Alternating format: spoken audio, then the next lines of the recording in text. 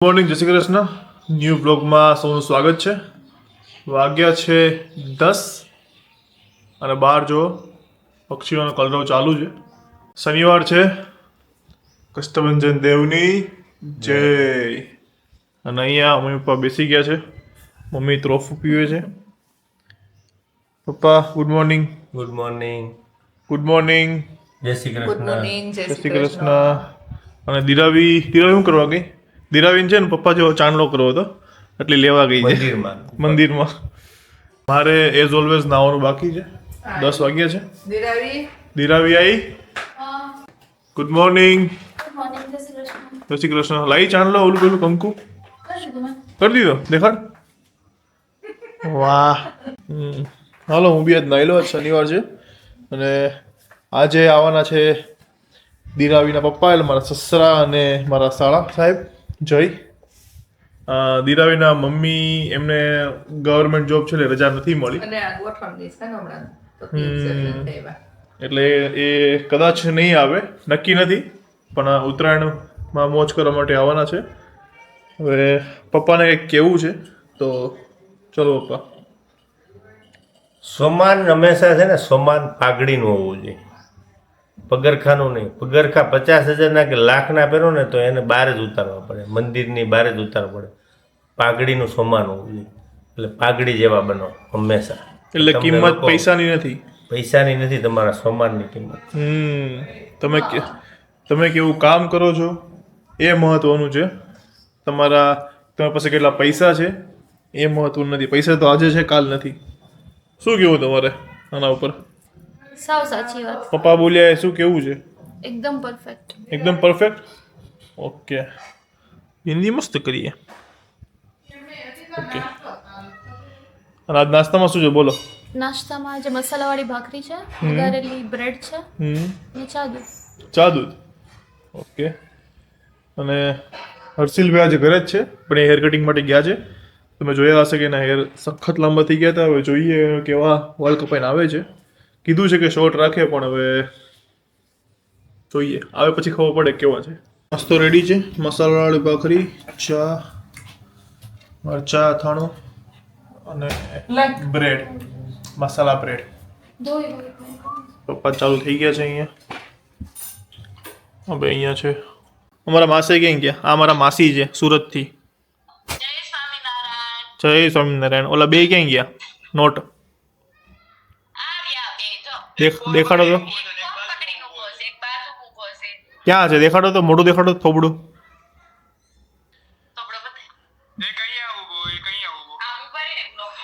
હા દિરાવી ચલો.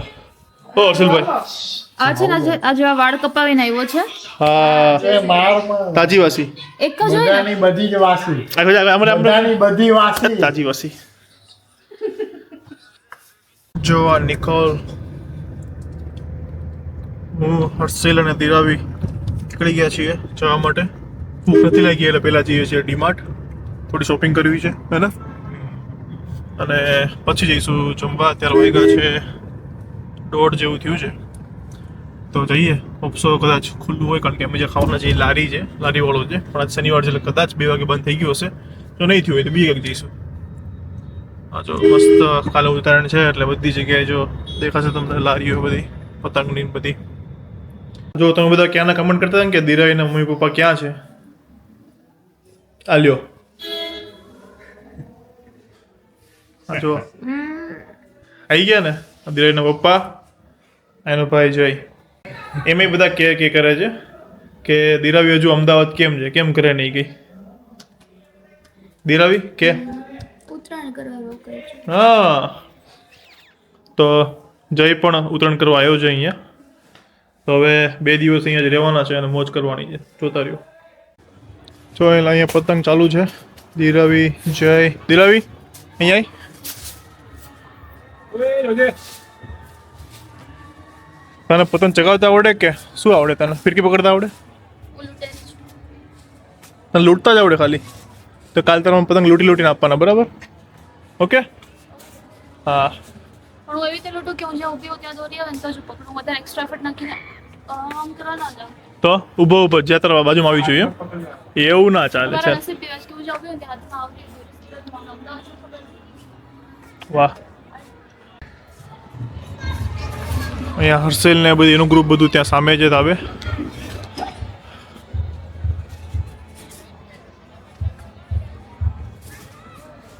અમે પતંગ ચગાવ્યો એક દેરાવી. મેં 4 વર્ષ પછી એક પતંગ ચગાવ્યો. એક આપણને મારો પતંગ કપાઈ ગયો. દાંત શું કાઢે તે ફિરકી નથી પૂણી એટલે. મેં થોડી કીધું તું પતંગ ચગાવ સોતી હતી ને તો આવી ગયો ઉપર. હા જો હર્ષિલ કઈ ગયો. ચલો અહીંયા લસણનું કટિંગ ચાલુ છે. ઝીણું ઝીણું ઝીણું એના જેવું ઝીણું કર્યું.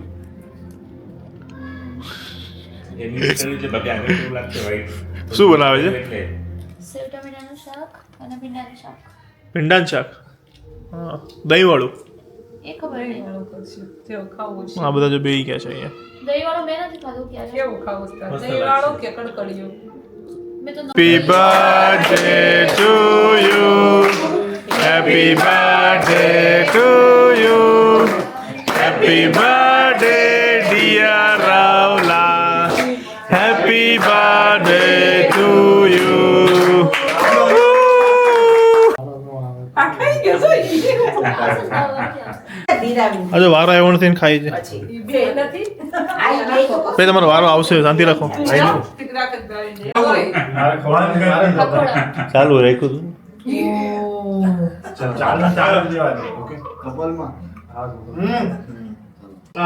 એની ઇન્જેક્શન ન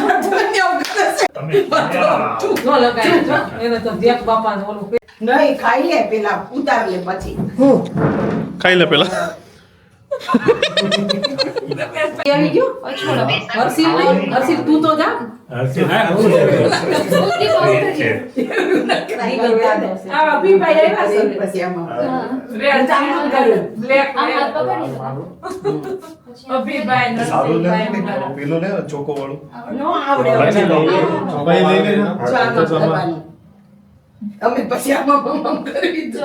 તો ગયા બ્લોગમાં જે મારા બાબુએ ભજન ગાયું હતું તેમાં ઘણા બધાની કમેન્ટ એવી હતી કે હજુ પણ અમારે સાંભળવું છે તો તમારી ફરમાઈશ ઉપર પાછું આજે ભજન ગાશે બરાબર. તો એઝ ઓલવેઝ અમારા વ્યુઅર્સ અહીંયા બેસી ગયા છે. આજે થોડા વધારે છે. ઓકે તો ચલો બાબુ ચાલુ કરો ભજન. રામજી પધારજો આજે દીપાવલી. રામજી પધારજો આજે દીપાવલી. આનંદ કરાવજો આજે દીપાવલી. આસો પાલવ નવલા તોરણ બંધાવશો. કુમકુમ કેસરના સાથિયા પુરાવશું. ફૂલડા વેરાવશો આજે દીપાવલી. રામજી પધારજો આજે દીપાવલી. મોતીડા કેરી છાબ પુરાવશું. કુમકુમ ચોખાને ચંદન પુરાવશું. ફૂલડા વેરાવશું આજે દીપાવલી. રામજી પધારજો આજે દીપાવલી. દર્શન આપજો આજે દીપાવલી. રામજી પધારજો આજે દીપાવલી. વાહ.